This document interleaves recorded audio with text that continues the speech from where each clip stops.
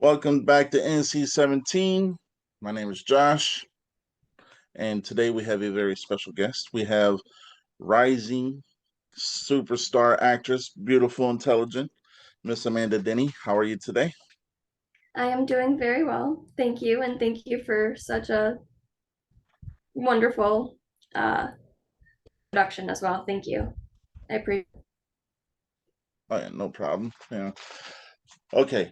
First, we're having technical difficulties, so we kind of, if we go out, we'll start again. Uh-oh, can't hear you. Can't hear me? Oh, Oh, yes, I can hear you. there we go. Sorry. No, you're good. Okay. So your first starring role was Flesh. Yes, All right, and you play a character named Emily. correct. All right, so in the movie, don't want to ruin it for the people who haven't seen it, but something happens and a transformation kind of starts to happen. Yes, And this is your first movie, right?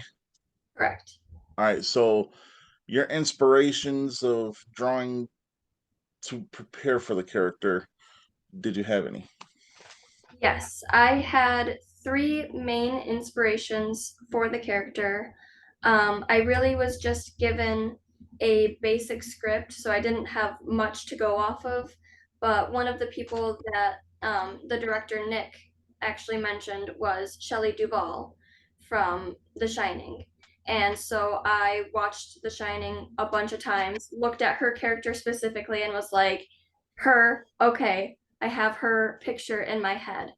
The fact that you guys mentioned her last week was just like it made me cry. It made me break down and cry because I was like, how is somebody that has nothing to do with our production, that had nothing to do with the little behind the scenes note that he gave me, comparing me to one of my top three, the others being Linda Blair and Sherry Moon Zombie herself.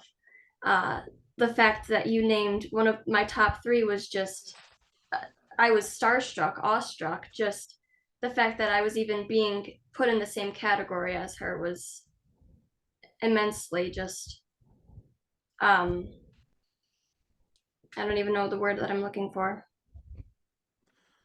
It's all right, it'll come to you. Flattering. Flattering, yes. Honored, just honoring, yeah. Like All right. nothing that I would ever compare myself to. Uh, well, a lot of people who like who look at the independent movies, they look at it and they kind of just push them aside because they're more of the A-list movies, you know.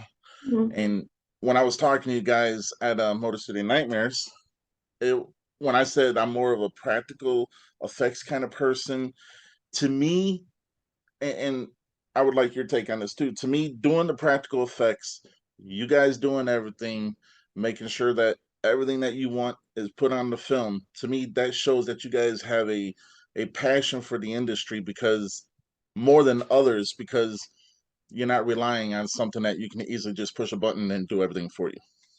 Oh, absolutely. I agree 100%. And with Nikk too, his artistic ability to get the effects exactly the way that he wants them. He's able to if the shot doesn't look right, he's able to go in and change the SFX makeup. He taught himself how to do that. So the fact that if it doesn't look right on camera, we can easily go in and change it with makeup, right there on scene. He's looking at it right there through the camera. If the prosthetic doesn't look correct, we can adjust it, we can make it look right. If the fake blood isn't squirting the right way, we can, add something to squirt it better. There's always these little tweaks that can be made, and it gives it a more hands-on feel. It gives us more of an artistic ability, because even I myself was like, what if we do it this way instead of this way? What if you're actually on the ground with me instead of standing up? I'm able to give insight and it's being heard. It's not like I'm asking this board of producers, like, hey, what if we're down here for the shot, and they're just blowing you off. It's personal. It's people that I grew up with. It's people that I trust, and sharing this intimate moment, and it's somebody that I would want to share it with. Oh, yeah. That's good. uh, let's talk about Motor City Nightmares for a minute. So I distinctively remember walking by your guys' table the first time and seeing it there, and I was like, I'm always a big fan of the independent movie. Mm-hmm. So I always want to try to get it so I can at least give my own opinion about it. Now at first when I was walking by, I was like, I'm going to take a chance, but do I want to take the chance at this moment?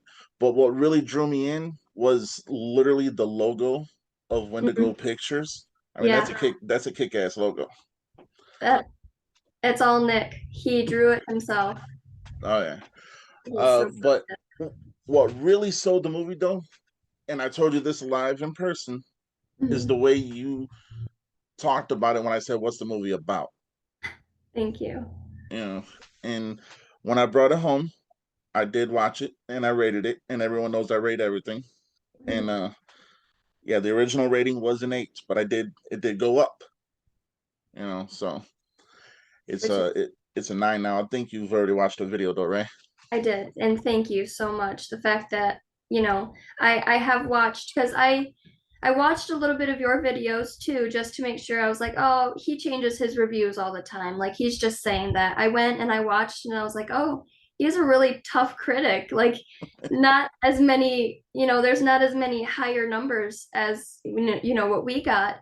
And the fact that you went in and changed our review, and it wasn't a change for the worse, it was actually a change for the better. That's not something that I've seen on your page before, unless I, missed something. I know you didn't miss nothing. I've very rarely changed my ratings. Yeah, it was a very big honor, and it's like I still have a hard time wrapping my head around the fact that you actually enjoy the movie. It wasn't supposed to be, nobody was supposed to like it. They were supposed to hate it. They were supposed to turn it off halfway through. It gets to a certain point where you don't want to watch it anymore. That's what has been around. That's what everybody else has been. So to finally hear something positive and to just continue feeling positive, it's like you don't want to turn it off. You're not bored of it. It's really like humbling. Honestly, it's humbling. All right. Well, let's talk about that for a minute. In an industry that's saturated with so much superhero stuff and so much CGI and everything like that, sometimes it is just refreshing to see something that is not of that caliber because to me it makes and again I would like your input on this, but it kind of makes me enjoy the independence more because I know there's more going into it. Absolutely. Oh, absolutely. Uh, uh, can we talk about your personal life for a minute? Go right ahead. Yeah. All right. So when you were younger, we're gonna have a case of deja vu here, but when you were younger, was being an actress and being in front of a screen and being on movies your dream? No. Being on stage was my dream, yes, but necessarily acting and being in movies, no. It was something that I had dabbled with a couple times around like the ages of 7 and 11. But dance was what I was passionate about. Dance was the thing that I pursued. And up until 2017, into my college, when I sustained an injury, um, I dance was everything that I wanted to do. So after my injury, I had to kind of find something else. And it wasn't until I reconnected with Nikk that he was like, hey, I need your help with something. And I was like, anything for my best friend. And then getting back into horror, getting back into being with him and being around him and the environment that, you know, him and Wendigo Pictures just created. It was nice to be invited to partake in flesh because in dance, you express yourself through your body and there's no talking. There is no, hi, my name is Amanda. My favorite color is green. There is no that. It is all portrayed through emotions and through your body. So when the opportunity for flesh came up and Nikk wanted me to be on it, he was like, there is no really script. He's like, I just need your emotions. I was like, this is perfect. And it kind of was, because I didn't really have to say anything. I could just show everybody how my character was supposed to feel. And it was more genuine that way. I felt like if I were to say I'm in pain, you wouldn't believe me as much as if you were to see it on my face. Yeah, that makes sense. Yeah. Uh, Here's a question. Was there any scene that you filmed that kind of gave you maybe, like you can't believe you just did this? Yes. Um, there's a couple in flesh, specifically um there's a I don't want to ruin it. Like the final transformation scene, that was very hard for me because it was very physically demanding and it was very emotionally and mentally demanding. Um, so for me, I didn't think that I was going to be able to portray it as well as it turned out and as well as I wanted it to. And there were times like that where I didn't think that I was going to be able to pull it off necessarily. But the way that Nikk worked his magic and the way that it turned out in the end is just, it still blows my mind that it came together the way that it did. Yeah. Uh, just to give you an update, my wife still hasn't watched it because she got scared like right from the get go. So I was like, it's doing its job, but Yeah, that's okay. My mom hasn't watched it either, so Speaking of your mom, how did your family react when they found out you were going to be in a movie?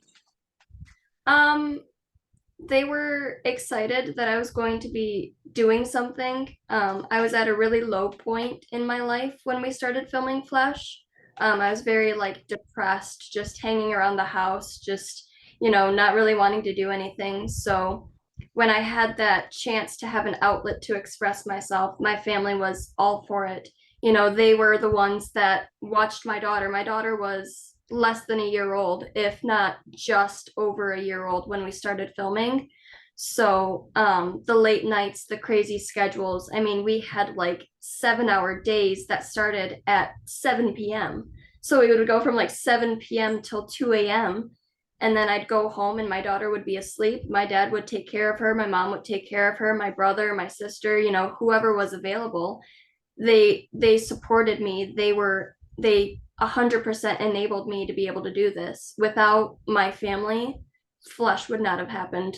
Like I would not have been able to be in Flesh without my family. Same with, I mean, Bad Things, but in Bad Things, the new one, she was actually on set for most of it. So, which was awesome. But of course, like she was older then, so having her on set wasn't as much of a hassle as having a 1 year old on set. Right. Speaking of Bad Things, so your second starring role is going to be in Bad Things Happen Here, Correct. but Yes. also making their debuts will be your daughter Hmm. and your sister. Yes. How did that come about? Well, we held auditions locally, at the local playhouse here. Um, and we had posted it on Facebook. I think Nikk might have made a TikTok post about it. I'm not sure. But I know that all of like the Wendigo Pictures crew members were sharing the post. So like my family and friends had seen it, Nick's family friends had seen it, Roz's family and friends had seen it. Everybody had shared it so that we could get more people brought in. And I went to the audition because already having a role, I needed to be there in order to read lines and in order to see who I felt comfortable working with. But when we showed up, I mean, it was an awesome turnout. We ended up having more people audition than we anticipated. And because we had so many people audition, we wanted to give everybody a role.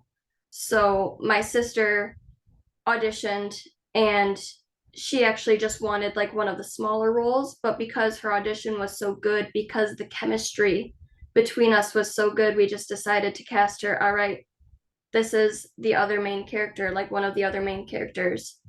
Um, and then in the script, there is actually a flashback scene to where we needed somebody younger than me, but still somebody that looked like me. But we needed two different versions of, well, essentially three different versions of my character. We needed a baby version, a like tween version, and then an adult version. So we had me as the adult. And then when we were doing the auditions, my daughter got up on stage and she was like, Mommy, I want to do this. So Nikk was like, all right, there we have the youngest version. We're just missing the middle piece. And our middle piece came to us out of the blue, and she could not have been a better perfect fit. I mean, she and my daughter are still friends today. So the fact that everybody that came to audition was given a role and that we're still as intertwined and interconnected as we were back then. Now it's just we're all one big family and we will continue to be one big family. The extras that we had will be extras on our next film. You know, we're always going to want to include everybody that was a part of this, just like we included everybody that was a part of Flash. Yeah.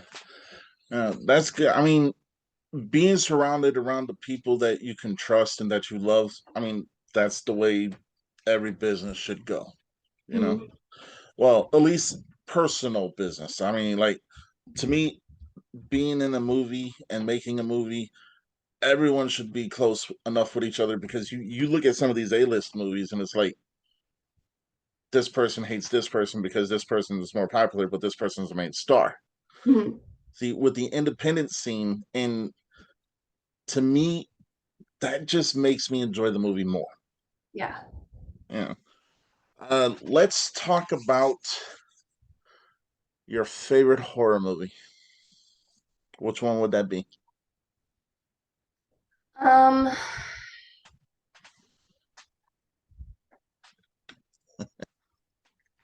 I mean, like classic horror movie would probably be The Shining, The Ring, um, um, Night of the Living Dead, things like that.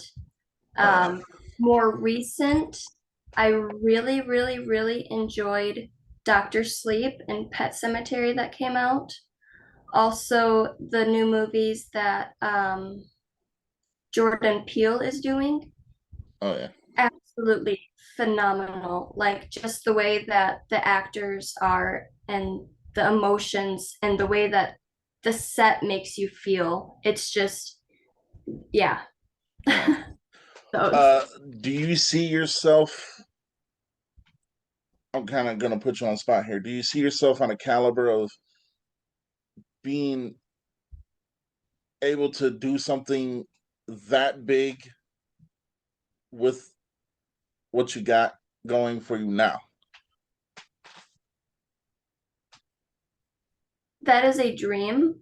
Um, if that does happen, if something of that, you know, grand happens, that would be something that would be a dream come true. But if it did happen, I wouldn't want it to be with anybody other than Wendigo Pictures. Exactly. We got about 10 minutes left, so I'm not gonna do the game that we normally do, which is word association, because I actually want to kind of dig a little bit more into flesh. Okay. When the movie was done and you finally saw the finished product, what was your thought? I was amazed because the entire time, like, I still thought that it was going to be a short film. He was going to try and make it as short as possible. And so when he finally sat us all down, I'm like, all right, 35 minutes max. I'm going to be in and out of here in 35 minutes. And then I sat down and watched it and I was like, that's me. I did that. Like, are you like Nikk? You did that, Nikk. You did not hire somebody. You didn't pay somebody. And he was like, I did that. I was like, how did my best friend do something to this extent? Like, how did he do it? And he just did. The fact that, we all came together and did what we love to do, did what we're passionate about doing, and it came together and to actually be something as grand as it is, it's just, it's something that I will never be able to wrap my head around. It's it's fulfilling, you know? Right. We actually put something out there that's worth our time, that's worth other people's time, that's worth other people's money. It's something that we want to be proud of. All right. I know that after watching it, and I'm gonna be honest with you, I've already watched it like 5 times already, and that's God's honest truth. After watching it, like I always tell everybody, I watched the movie the first time for the pure entertainment. Then I Mhm. watch it the second time to see what I missed.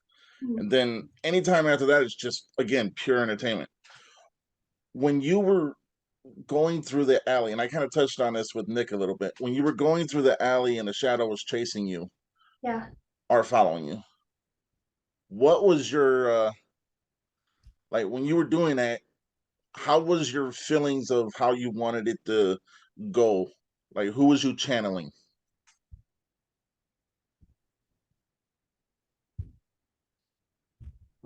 In that scene specifically, who was I channeling?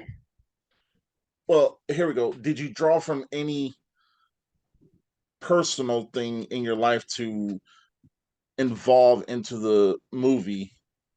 Oh, So that, oh yeah, there was a lot of um, emotions that I drew from personal connections, personal experiences that I definitely put into my character.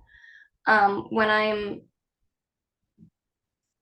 yeah, dragging myself down the alley and trying to get away from the character, there is a reoccurring nightmare that I have had where I'm running in the woods. All of a sudden, I'm like being tackled and then being dragged back by my ankles. That is a reoccurring nightmare.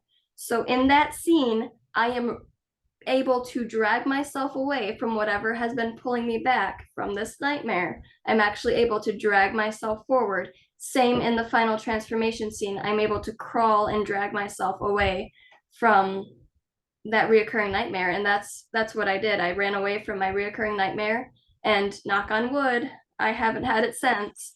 But I was able to get over that through Flash. hey, that's a good thing.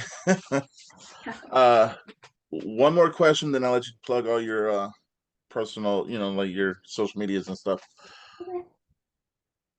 With the movie being out and people able to see it, whether it be on Amazon or if they bought the movie, what is your main wish that you would get from the people watching it? Got about 5 minutes left. What's the main what that I would get? what, Sorry. what what's like what do you wish people get out of watching your movie? Oh, what do I wish to get out of watching a movie? Um,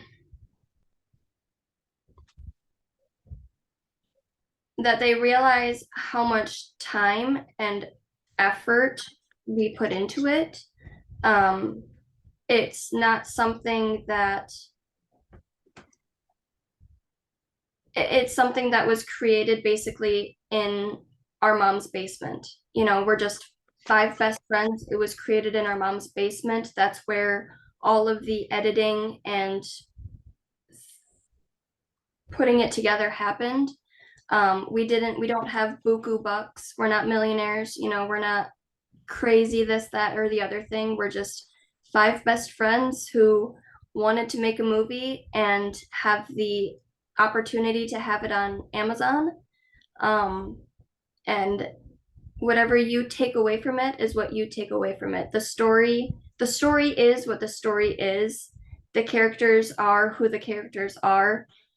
there is nothing that we can change now. There are things that we wish we could have changed, but looking at it, we're happy with what it is. It it's it's amazing for what it is. Yeah. For all of the time and effort and energy that we put into it, it's a great showcase as to what we are capable of, but it's not what we are limited to. Right. There's always something more to expect from us.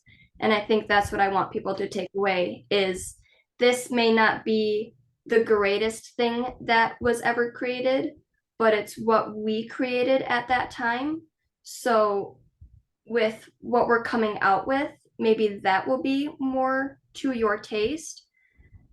So that's what I'm trying to say. Like maybe this wasn't to your taste, but the next thing that we have will be. Or if not that, maybe the next one. It's like don't give up on us because we're still capable of very great things. All right. All right. We got about 2 minutes and 50 seconds left. Did you want to plug your social medias? I have a personal Instagram. It's Amanda Jeanette. If you want to know how to spell that, good luck. Um, I'm pretty sure I'm tagged on the Wendigo Pictures Instagram page somewhere. Um, as far as Facebook, I don't have like a commercial Facebook. I do have a personal Facebook. TikTok, I'm on there somewhere. Don't post anything good. Don't post anything creepy.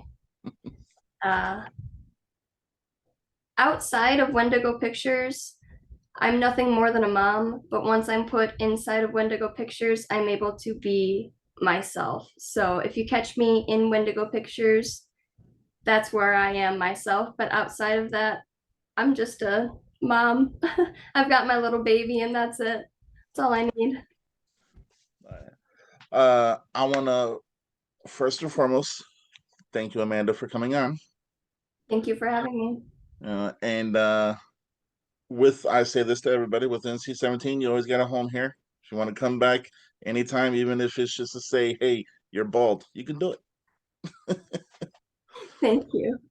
Yeah. I will leave it with this. Everyone should definitely check out Flesh. My rating is a 9. Amanda said said it best. It may not be for you, but the next thing will be. And until next time, stay NC-17. See y'all later.